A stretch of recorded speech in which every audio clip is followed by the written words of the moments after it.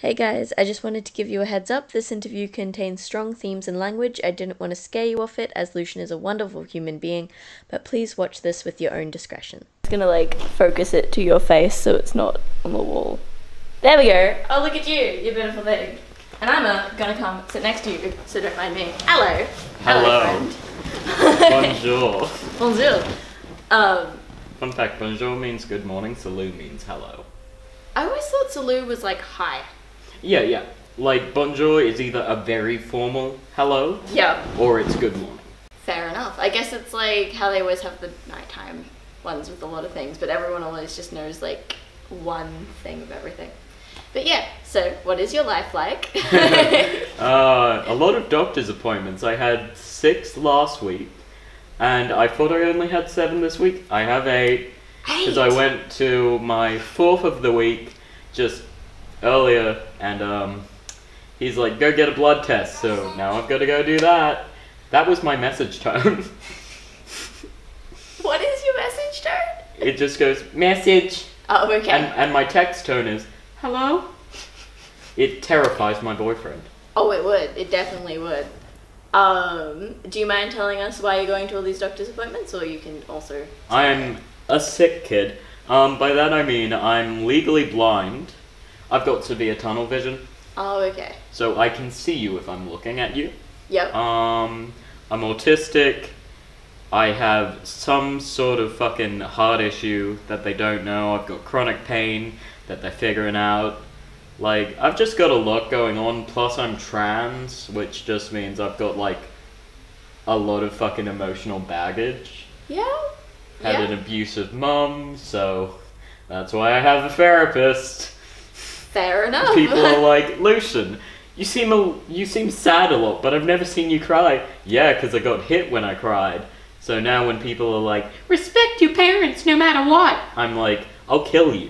Yeah. No, that's fair enough. Like, if that was what Bet you didn't think it'd be this dark of an interview. Well, I didn't expect it to be that dark of an interview this quickly, because to be honest, I was like, oh, I'm going to be speaking to Lucian, like, I don't know how much they're willing to say, and then, obviously, you're very...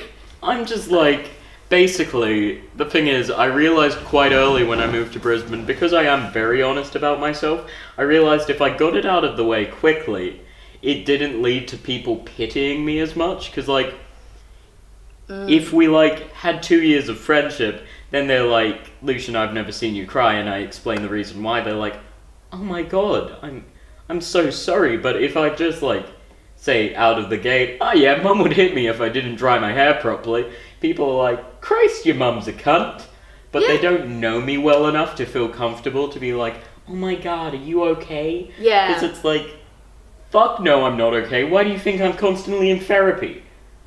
That's true. People could answer their own questions. Well, also, I guess it's like when people say, are you okay? And then you're like, well, no, but you're not going to help it. Like, you saying okay, it's not good. It's like, you pitying me doesn't make me feel better. In fact, it makes me feel worse, because I'm like, I just want to have a normal life. I know I currently can't, but eventually I want that. So everyone who's like, oh my god, that must have been so hard for you. Yes, it was. I have PTSD. Doesn't mean you pitying me is going to make it better, and I know their heart's in the right place. Yeah. But as said, if I just, out of the gate, if I'm like, yeah, my mum was severely abusive for the first 14 years of my life before I moved here to live with my dad, who whilst he's decent, but he just doesn't get anything emotional. Yeah. He thought I was just depressed and not trans for an entire year, because I had come out via 3-page letter slipped under his door, and he talked to me about it, and then nothing came of it for a year, because he was like, I thought you were just depressed, and it's like, no dad, I'm depressed and trans. Double whammy. You can be 2 things. Fair enough. That would have been terrible. So you moved to Brisbane from Perth. Yep. Obviously away from your family, or yeah, away from all my mum's side. My dad's side of the family lives here, but they're too big and we never talk to them, which suits me fine, because whilst my dad's side of the family is genuinely very nice, I've got bad associations with family, so family gatherings make me nervous. Yes, well, that's highly understandable that if you had a family gathering, even if very nice people, you'd be like, Yeah, it's like, it feels like I'm trapped there, Yeah. and that I'm gonna have to, like, lie to everyone, whereas even though this family, I know I won't have to, because none of them are like, keep in contact with your mum. They're all like, she's a cunt. We agree with you there. Because she hates Dad's side of the family. Yeah. So she is constantly, anytime she interacted with them, which she doesn't anymore, she would be rude to them. She would just piss them off. So they're all on my side when I'm like, Mum's a cunt. Yeah. But it's still the fact that they're family and you've got that bad association with it. I really hope your interviews allow swearing. They do. Oh, thank I'm God. just going to double check that everything's recording, because that's the one thing I'm always terrified about, is getting partway through a really interesting part and then turning off. In my first interview this year, Yeah. the first 30 minutes, they weren't recording with the mic. Oh, that's painful. I really hope I'm recording with the mic. It's just a plug and play thing. Now you've got me terrified. Thanks. I'm good at that. Anxiety's kind of contagious. Yeah, I already have anxiety. That's great. I literally, okay, so I met up with my boyfriend's best friend the other day for the first time, and I had hyped myself up too much for it that I walked in, I spent 2 minutes there, and then I asked to leave because I was about to start crying. Yeah. And I literally just like walked out crying, and I still feel so bad for it. See, like, I throughout my recovery have always been like, it's good to be social, getting out of the house will help me. Yes. And like, whilst generally that might be true if I'm on a depressive episode, if I'm on a manic episode, then no, it won't, and forcing myself to be social will make me considerably worse. Yes. Doesn't mean I don't go and do it anyway. Which leads to shit like me being social with my friends, getting home and wishing I was dead. Because I'm like, nobody loves me. And then my brain's like, you literally just hung out with someone. Like, they went out of their way to come see you. Yeah. And, like, hang out. Are you sure nobody loves you? I consider it for a moment, and I'm like, yes! I mean, fair enough. Brains Yeah. are strange things. How does a manic episode work then, if that's like... I'm only manic depressive. Yeah. So that isn't as bad as something like bipolar, or I should say as severe as something like bipolar or something. Yeah. But basically, it means my moods are extremely polarized. I'll either... Well, right now I'm on very good meds, that mean I'm kind of more leveled out. Yeah. But my old meds were terrible. Basically, it can mean I'm either very low, and that means I feel no energy, I feel nothing. Like, that's honestly kind of... I can deal with that. Feeling nothing, it sucks, but... it's better than the manic episodes, which are things like the impending fear that I'm going to die, and thus not really caring about consequences.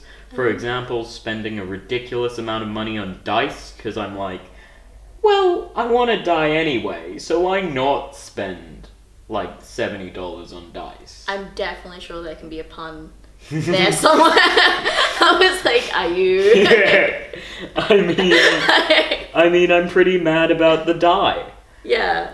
No, it isn't. I'm not good at puns. You want to die anyway, but you've got dice now, so... Yeah, at least I've got multiples of death. No, and like... So a manic episode, a good manic episode will be me going, hell yeah, I'm actually a decent person. As a matter of fact, I'm better than everyone. Oh, and it will be okay. like manically narcissistic and like self-important. A bad manic episode is I'm extremely energetic and I hate myself. It's time to die. Ah, yes. Because those ones are the ones where I have to go to like people and be like, hey, can I come over? Because I want to die and I've got 50,000 fucking ways to die in my house. And no one's watching me. Yes. So how have you learnt to be able to notice those, like... A lot of therapy. Yes? Like, I've been in therapy constantly for about the last 3 years, and I benefit a lot from it. Yeah. Because I'm extremely mindful of when I'm going to have a breakdown, when I'm having a manic episode. Like, even whilst I'm having the episode, I'm typically able to be like, I'm having a manic episode, which might mean they're not manic episodes, but my psychologist is like, they're similar enough, especially because even if you're aware of them, you can't stop them. And I'm like, okay. So he's like, they're probably manic episodes. Yeah. And basically, sometimes that awareness and being able to prepare for it is really good. Other times, it causes a secondary episode of, why am I so aware of anything but powerless? Because it's like, I'm a control freak, I'll admit that. I want to be able to control everything in my life, but I just can't. Yeah. There's too much going on, too much that just isn't in my hands. I don't think anyone can control everything in their life. Yes. Exactly, and like at times I'll lash out at like people close to me and try to control them because I can't control myself, and by sometimes I mean maybe once or twice, and then as soon as like I come down, I'm like, oh my gosh, I'm so sorry. Take responsibility for my actions, because being mentally ill, it isn't an excuse. Yeah. You should still own your actions if you fuck up. Yeah. And like, that's something I'm very much, like, some people are like, oh, but it is an excuse. It isn't a good one, but it's an excuse. Like, sometimes you can't control your actions, and I'm like, yeah, but do you know what you can do when you are back in control? Apologize and tell the person that it isn't their fault. Make sure they're aware that it was you, that you're the one who fucked up. They're not at fault, and you don't need them to forgive you, because they don't have to. Yeah. Typically they do, because they know I'm genuinely not an asshole, I just have issues. Yeah. But, like, it isn't on someone else to wait for you to recover. That's true. I honestly forgot I was gonna say that. Like, what you said was great. I was just gonna like reiterate it, but then I was like, no, you said it in like a really decent way. So what are you doing nowadays? Like, I'm on what I call a medical sabbatical. So my aunts don't criticize me for taking a gap year, because like either way, I got expelled last year whilst I was in year 12. Yeah. So I'll need to do a bridging course if I want to go to uni. I didn't want to do that this year, and you know what? Turns out that's really good, because I have so many doctor's appointments. So I don't have a job, don't have education, but I see doctors constantly, so if anyone criticizes me, I'll go, when was the last time you were in a doctor's 8 times a week? It's true. And then they shut up. And it's like, haha, I'm disabled, you cunt. There you go. But what do you do that's not in the doctors? I mean, you're in Common House now. But Oh yeah. I'm I'd say a card-carrying communist, but I don't have a card. Like, Do you want to make yourself a card? God, I really do. Like, the thought has struck me quite a few times, just, Lucian Galbraith, communist. And I'm not like an authoritarian communist, I'm an anarcho-communist. Yeah. And Unite in general, we've got a lot of anarchists, we've got a lot of communists. Like, we're just anti-capitalist. And yeah, we don't have tankies, because they're full-on authoritarian communists. They're the kind that go, Stalin did nothing wrong! Oh, yeah. And it's like, yes he did, you ignorant sluts. And also, actually, North Korea is a prime example of communism. It's like, yeah. they enslave their what? own people. That makes sense. Yeah. I'm just gonna cut in to explain what Unite is. So Yes. Unite, you're probably much better. I haven't really seen it. Okay, cool. Unite is a local grassroots anti-capitalist collective ran out of Common House, which is where we currently are in Fortitude Valley. Won't mention the exact address because we have Nazbols try to fuck with us sometimes. Yep. But basically, any form of anti-capitalism, socialism, communism, anarchism, communalism, mutualism, not anacoprimes, but I guess maybe anacoprimes are like the type who go, fuck it, let's go back to tribal times. And it's like, no. I like my vaccines, actually. Yes. But, like, anyone who hates capitalism, just in general, which I think is most millennials, because, face it, even if we get a degree, it's unlikely that we're going to get a decent paid job. Because baby boomers won't fucking die, and there aren't new jobs. Sure. There are some millennials, though, who still believe that are just sort of sitting there going, no, you need capitalism to live, right? Fortunately, their blood will paint the streets red when the revolution comes. I'm kidding, of course. I don't plan to kill every capitalist. My mom... Only enough to make a show of it. Exactly! Like, guillotines. They're so classic. They're so, like, retro, and everyone likes retro things. Yeah. So I say, we bring back guillotines, get shitheads like Malcolm Turnbull. So we have, like, the hipsters on the penny cycles dragging the guillotines. Exactly. Fuck, the Amish hipsters on their fucking horses, dragging fucking Malcolm Turnbull for a public execution. And I don't say that lightly, like, quite frankly, I would see his head roll. The fact he's abandoned Manus, I don't know how to pronounce it. Manus? Yeah, Manus.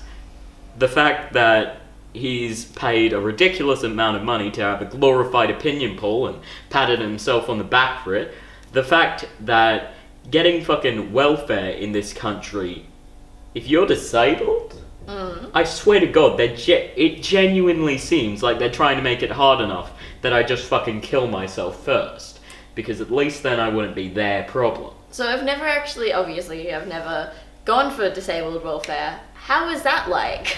Basically, they're like, yes, a letter from your clinical psychologist is all we need, which was good at the time, as I only had a clinical psychologist. So I gave them the report, which was 2 pages, that detailed that I cannot work a full-time job. It's just impractical for me. I see too many doctors, I have breakdowns too easily, and it's just not possible.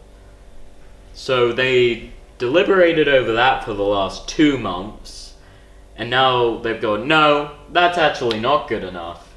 So tomorrow I'm going to a new psychiatrist to... Wait, so like, it's not good enough that your psychologist said, like, not only just the breakdowns enough, which should technically be enough, but you go to doctors too often to be able to hold down a full-time job. That Yes, in I itself do. should be enough. You'd think so, but Centrelink would really rather I just die. Yeah, I And think that's what Centrelink God, wants, really. I mean, same, but like, I run my picnics, so I can't die, because like, a lot of kids really benefit from that for some odd reason. Yeah. Like, don't get me wrong, I love sex as much as the next sex-crazed millennial. But, like, that doesn't mean all hangouts should be looking for hookups and shit. Like, I get gay loneliness, which is an interesting topic, actually. Yeah. But, like, it isn't solved by fucking someone for one night and then never meeting eyes with them again. That's true. Would you like to then explain your picnics? My picnics Your eyes lit up when you said that. are my pride and joy. I run monthly LGBT youth picnics, which I go youth because I don't like dealing with older people. Because they're always condescending, even if they're gay. And also, I get nervous around people older than me, which isn't hard. I feel like youths need youths. There's youths, like they need their own space. Exactly. As well. It's good to have them have their own space where they're allowed to think of new thoughts, have their own opinions, and I've been running these picnics, they're monthly things, for about a year or so now, maybe a year and a half odd, and like, basically, they're just, people come, we've gotten at most about 50 people, but a typical picnic will have like 20 to 30. That's a really decent amount of people. Yeah, especially for like a monthly event. Yeah. And it's only ever growing because people invite people as long as they're LGBT and under 25. Yeah. And it's a really good space. We go to Roma Street Parkland, gorge ourselves on junk food, and just talk about how much we hate straight people. That sounds wonderful. And I digress. I agree with the going, I fucking hate straight people, because quite frankly, it's a harmless way to relieve frustration from experiencing constant homophobia, transphobia, all that bullshit. So whenever anyone's like, you don't fight fire with fire, it's like, how is me going, God, I fucking hate the straights, anywhere near, like, say someone throwing their drinks at me and calling me a queer dyke? It's like, I don't think they're really comparable. Yeah, I also think when you're saying it amongst yourself. Exactly. Like, I don't say it. I don't go up to straight couples and go, so, which of you is the abusive one? Yeah. It's like, I don't make jokes like that because I know that's the subject you shouldn't joke about. And it's like, so I keep it on the down low and only among my LGBT peers. And some people wonder, Lucian, why don't you allow allies at your picnic? Because it isn't the fucking place for it. It isn't political. It's just relaxing. Yeah. Allies are awesome. I will absolutely commend someone who is a good ally. But their place is things like rallies, things like votes, things that are actually political and pertain to our civil rights. These picnics, they're not a political event. Yeah. They're just...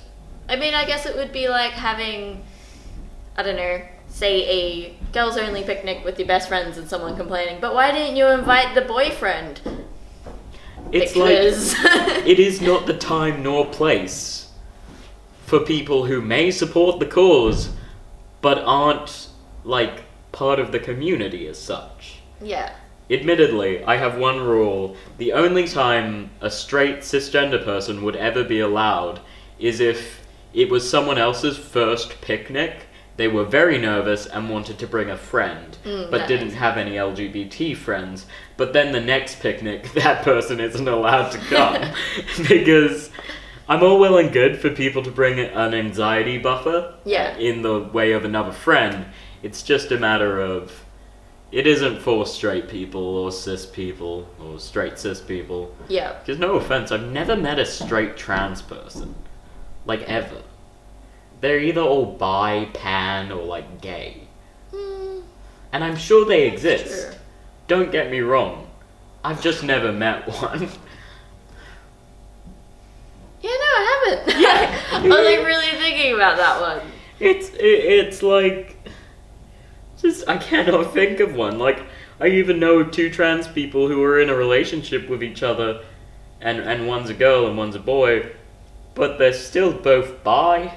And it's like, I honestly don't know of any, beg my pardon, straight trans people. Because I know of trans people who are gay, and then I had to, like, cross my mind to figure out whether any of them was straight, and I was just thinking of it wrong, but no, I wasn't thinking of it wrong. Good on ya. They're, they're definitely gay. Yeah, it's like, some people would consider this transphobic. I'm quoting a movie.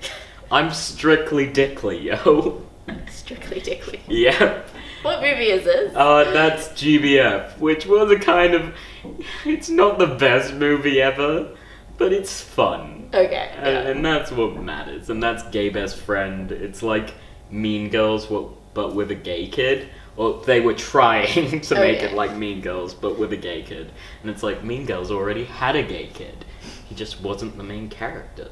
The gay kid from Mean Girls now has the cutest male partner, and it's really? like, thank God! I love gays! That's actually so good that they, like, it wasn't someone who was straight playing gay. Yeah, like, that's another thing. People are always like, let people be actors, let them play roles that they're not necessarily suited to, and it's like, yeah, fuck off! There's more than enough trans people, more than enough gay people to act in this.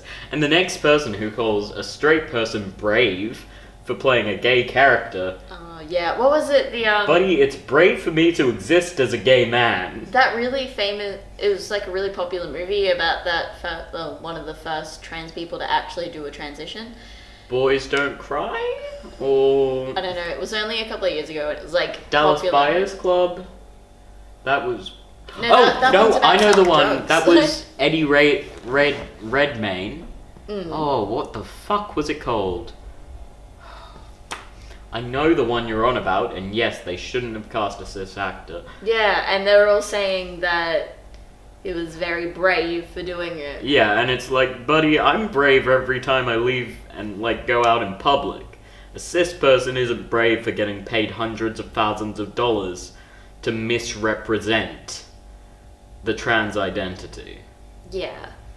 And, like, I don't know, they get paid the money, and no one's gonna fight them in public for it. They're not gonna go, oh, you really rich actor who probably has bodyguards anyway, I'm gonna fight you because you played this character. And yeah, they don't go, oi, we're gonna fucking shank you if we see you alone. Yeah. It's like, there's a reason I got out of Perth. Well, there's multitudes of reasons, but one of the reasons is my sister's good friend who was gay walked to the train station with his boyfriend, dropped his boyfriend off. A group of 3 straight people jumped him and stabbed him 7 times. He's lucky that he's alive. Yeah, I was gonna say, did he survive? Yeah. He's alive.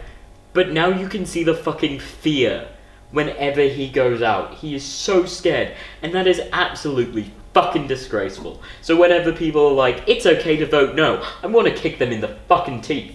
Because sure, it's okay to vote no, but consider, why the hell should I be in more danger of being murdered or fucking killing myself because I'm trans or gay? It doesn't make sense to me, and I get, oh, but you're not religious, you're a dirty fucking heathen.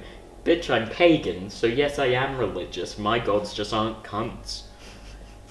That's a beautiful comeback to that. Just aren't cunts. Yeah, my main god, the dude's called Angus, and he's just a god of, like, nature, and I'm like, he's probably fine with my lazy fucking offerings, because I doubt anyone's worshipped him in years. So it's like, I'm fucking a douchebag to the own god I worship.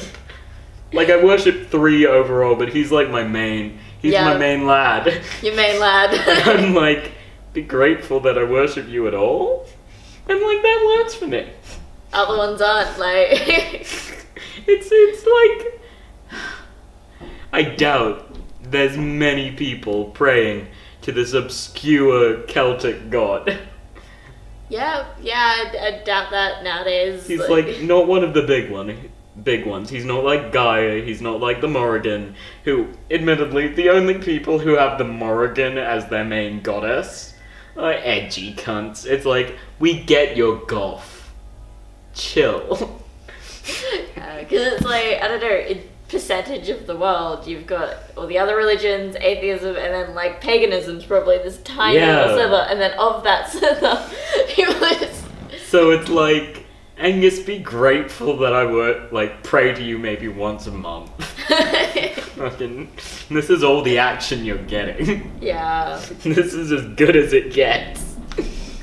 Yeah, I don't know, I think my main thing is with that is the fact that, so the reason why people are saying it's okay to vote no is because they want to keep their own ability to say no because of their own religion.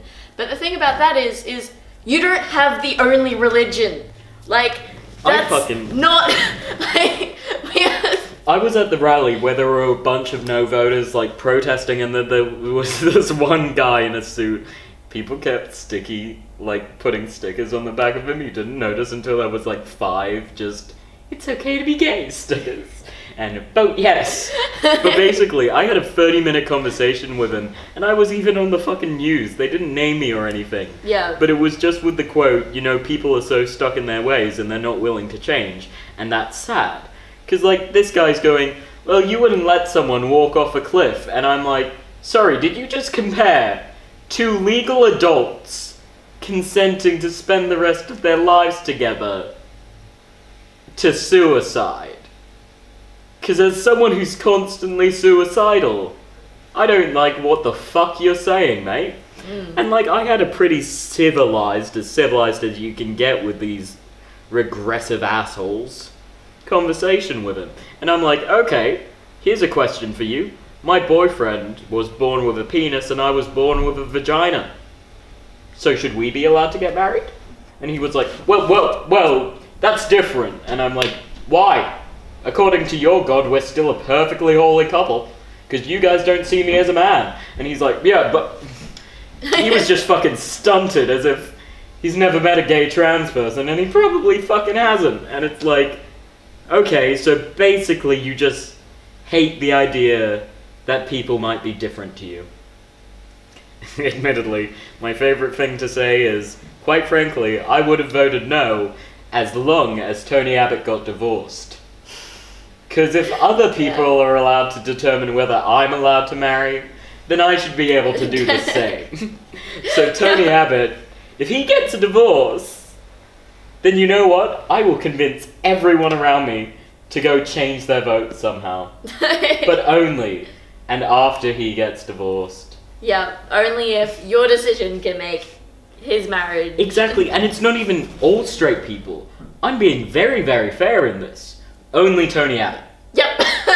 Only him. Only Tony Abbott. Fuck, Malcolm Turnbull might... Like, maybe. You know, he was like, I voted yes! And it's like, yeah, but you're also a classist fucking bourgeoisie pig, so I don't really care. It's like, I appreciate your vote, but... As said, when the guillotine gets pulled out by the penny farthings of the fucking hipsters, he's the first to go. Fair enough. That makes perfect sense. I promise, I'm not a sociopath or anything like that. I've gotten tested for that many, many times. I'm just autistic, I lack empathy, and I hate the rich. And then people are like, but Lucian, don't you know they earned their money by working hard? And it's like, no they fucking didn't. Not in this day and age. No one worked hard to get their money. Shit cunts like Donald Trump get a small loan of $1 million from their rich daddies. And it's like, inheritance tax should rightfully be like 90%. In my humble gay opinion. Because here's the thing, these rich people, they're just getting richer. They're building off their parents' wealth, and that wealth isn't going anywhere. It's going into their bank accounts and fucking luxury items. It isn't going back into the economy. So people are like, oh, but we have to have a higher class. When did you ever have to have a higher class? The only thing we have to do with the higher class is the guillotine. As far as I'm concerned. I don't know. I think you have to have safe accommodation, healthy food and water for everyone, and really good social support for everyone. I find it disgusting that in this day and age, the idea of everyone should be allowed to live is a controversial fucking topic. The fact that people are like, we should be paying people in the dole less because we are literally paying them less than what they can physically live off at this moment. You are sentencing them to death. Like, people are constantly like, Lucian, why don't you get a job? And it's called entry-level jobs. I can't work them because no one wants to hire the crippled fucking blind queer kid on an entry-level job. So yeah, I will have to get a professional job. And then puzzle me this, anyone who believes capitalism works, how the fuck am I meant to pay for higher education? Yeah. I can't earn money because no one will hire me. And then they're like, get so qualified people have to hire you. How? I have no money. And it's just a cycle, and I'm very fortunate that my dad supports me, because otherwise I'd be dead. Yeah, that's that's like with the qualification. So even if you did have a job to get the money to be qualified, you would be spending all your time working. Yeah. And like you get to a point where like that's a lot of money you need to be earning to support yourself, because once you start earning money to support yourself, people stop supporting you. Yeah. So it actually gets harder. Yeah, it's a matter of I don't look forward to having to spend like $50,000 on getting a degree that might get me a livable wage before taxes. Like, I've already admitted to myself I'm probably never going to have like an even moderately nice house. I'm never going to be able to own a house. Not unless my mum dies and she hasn't written me out of the will. So, like, praying there. Because if she dies... Like, see, even then, it's like, one of my friends, their parents, their family of, like, 5 people survives off their dad's income. Yeah. So, their dad earns a lot of money. They have horses. They have a very nice house. Like, for all intents and purposes, this friend is rich. But their parents are rich, not them. And they're also mentally ill, which their parents can be as rich as they want. They, don't understand depression, so they don't understand why my friend has such a hard time with things. Yeah. And B, even with all the money in the world, if you don't have the correct support programs, which are very hard to find, you're not going to be able to function as a mentally ill person in today's society. There's just no actual respect for it. Like, physical illness, you probably won't have an easy time getting a job. People will shun you for it, and that does suck. Mental illness, it's just, beg my pardon, 10 times. No, they're very hard to compare, because, like, I'm legally blind, which means I'm not allowed to drive. Ever. So that means being a tradie, that's never going to be an option for me. A lot of jobs are now never going to be an option for me, purely because there are so many jobs that require reliable transport, and if you can't provide your license, then they don't think you've got reliable transport. And, like, that's just implicit ableism. And then there are other jobs where they're like, don't you dare take a sick day unless you're literally vomiting. And sometimes my brain wants to die so much that I struggle to get out of bed. On days like that, I typically can't go into work. But dear God, if any manager would ever respect that, you know, they don't. Yeah. Because mental health isn't real, it's all in your head. And yes, it is all in my head. That's kind of the problem. Yeah. Also, just like the amount of people that don't realize that a significant amount of mental health is like things you can't control. Yeah. Like especially the people with the chemical imbalances, right? Like where that is the problem. And the thing is that not all the time we can fix those chemical imbalances because brains are weak. Anyway, I don't know where that stopped, but you're advocating for medication, which I think is a very good spot to start at the very least. Basically, I've got the opinion that medication may not work for everyone. I'll admit that out of the gate. Doesn't work for everyone. But for the people it does work for, it's incredible. And yes, it does have to be tailored. I've been on like a lot of different antidepressants and only just now found one that's really starting to work. And probably in 2 months, it'll stop working as well. But like for now, I'm able to actually attend all my appointments and stuff, which is impressive. Like, and then people are like, but you shouldn't need that, it's all in your head, you just need to work harder. No, Deborah, I've got clinical manic depression. Deborah. My brain doesn't work anywhere near the level that needs to be functioning. Like, if you got your arm slashed, they're not going to be like, oh, it's okay, you just need to hold it together to make you stop bleeding. No, they'll be like, put a fucking bandage on that. Or, you know, get stitches, get antibiotics. Like, the stigma around mental health because it's all in our head. Yes, it may all be in our head, but that doesn't make it any less real. Because, like, I've got autism. Just, it's like semi-mild, I'd say. It isn't exactly very mild, but it's not severe. It's kind of in the mid. And it's because I was raised by a very abusive mother that I seem not so autistic. It's like, no, I am. It just takes a lot of the persona I show publicly takes a lot of energy to uphold, and it means if I go out, I get exhausted, because it is so hard for me to act like I'm functioning. And so whenever someone's like, well, you won't need to be on antidepressants your whole life, you know. Like, you'll work through these things in therapy. I'm like, that might be true for a lot of people. And that's good, because sometimes you can get enough coping methods that genuinely work for you that you don't need medication, that you're able to go on unassisted. That isn't always the case. And I'm a pessimist, but I've got a very optimistic view of pessimism. Yeah. I believe that if I'm a pessimist, I'm never disappointed, I'm just pleasantly surprised a lot of the time. Oh, there you go. Because I expect the worst. And if you expect the worst, and something even moderate happens, you're not exactly disappointed.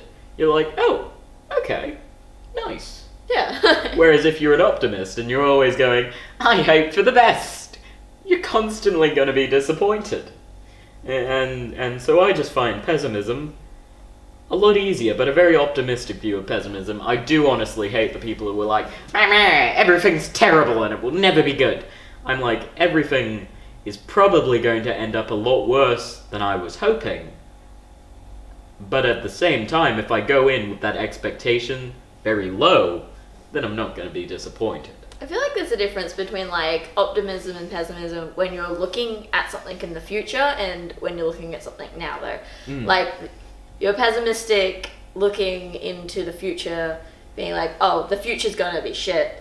But optimism would be like, oh, it's gonna be great. But then there's a difference between when you actually get there and there's the pessimists who are just like, oh, I hate everything even though it's going on really well. Yeah, and they're not even willing to work to make it better. Yeah. Like, this is another controversial thing. I am thoroughly pro-recovery. Even from things like autism. I think that genuinely, I enjoy working through ways to make sure sensory issues don't get to me as much. And some people go, but autism, it's not a disability. And it's like, no, but sometimes the symptoms caused by autism can cause me distress.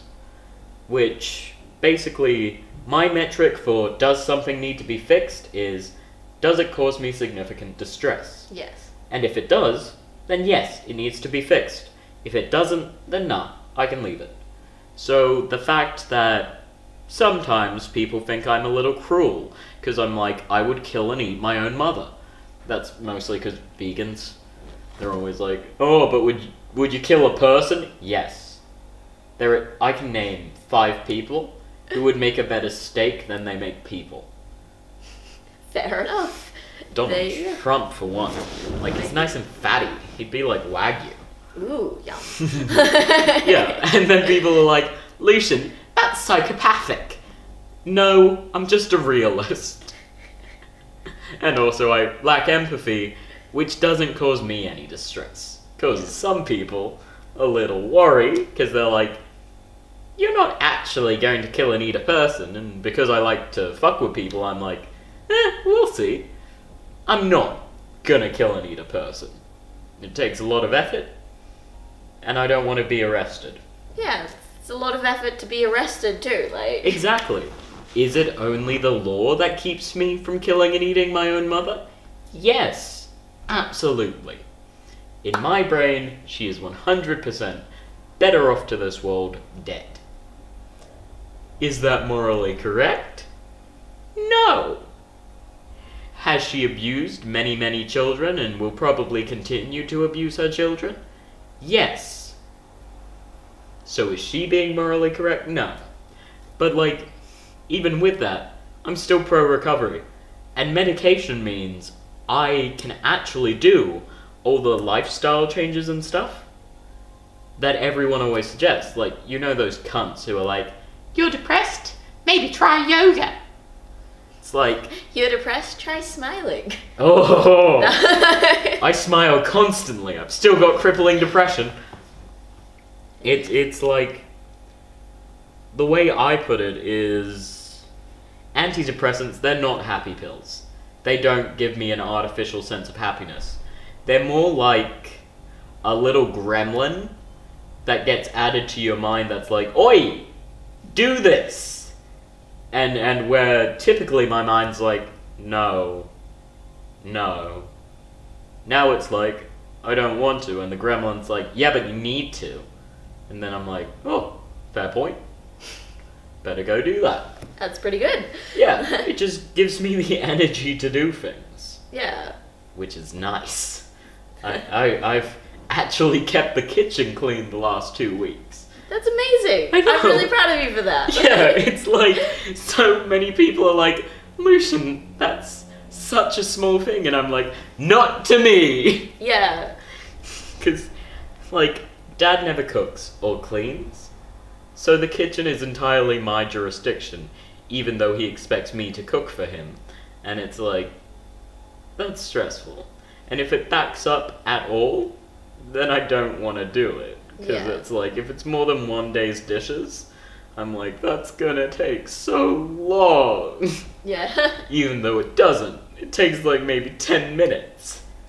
Doesn't mean my brain doesn't exaggerate it to the point where I'm like, that's going to take 7 hours. I don't know, whenever I do the dishes, for some reason I take an hour to do them. And that's perfectly fine, you know? See, nowadays, I do as much as I can put on the drying rack. Yep. Go take like a 2-hour break. Come back to it once everything is dry, start again. Yeah. And it's like, some people are like, why not just finish the task? Why not just dry them? And it's like, because I want a break. It's also There's like genuinely good no way to do fucking it. rush. What is the point in drying your plates when you can wait for them to be dry? Yeah, it's like, I'm not a high energy person. Despite my public persona being, hi everybody, I'm gay and happy. Yeah. I'm not going to use the, I'm not going to say I'm lazy. I'm not lazy. I say I'm lazy a lot, but it's more shorthand for, I've got serious depression that affects the amount my brain can function. I'm not lazy. I'm mentally ill. I do as much as I can. Some days, that isn't enough for, like, other people's standards. And that's okay. As far as I'm concerned, they can fuck off. I really like that statement. That's a good statement. I might end it at that. 'Cause Cool, an end screen. Well, that was actually a really fun interview. I didn't expect it to be like that. I actually went to Unite to go interview someone else who forgot, but that's okay. We have rescheduled, but Lucian found me sitting there, and I asked him whether he would like to be interviewed instead, and he said yes, and it turned out amazing. I would like to thank him so much for it. It was lots of fun, and yeah, I hope you enjoyed it too. Alright, have a lovely day then. See you later. Bye.